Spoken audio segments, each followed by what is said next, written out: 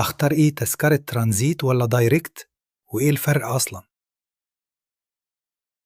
يا صاحبي، لما تيجي تحجز تذكرة طيران هتلاقيك قدام معضلة وجودية: تسافر دايركت ولا تركب طيارة وتنزل في نص الطريق ترانزيت. وده مش قرار بسيط، لأن كل اختيار فيهم ليه مزايا وعيوب، وإنت اللي بتحسمها.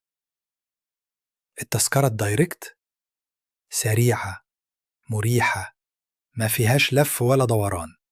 تركب مرة تنزل مرة، مفيش مطارات وسطية ولا فين البوابة يا جدعان.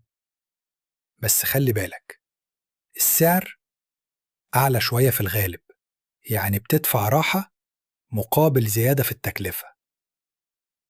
أما الترانزيت فأرخص كتير أحياناً، وخصوصاً لو رحلتك طويلة أو على خطوط معينة.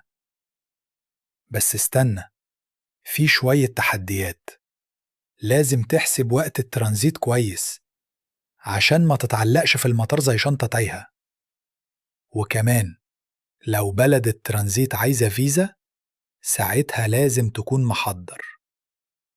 الخلاصة، لو وقتك ضيق وبتحب الراحة، الدايركت. لو حابب توفر ومرتاح للتنقل، الترانزيت. بس قبل أي حاجة كلم بتاع سياحة يحجز لك الأنسب.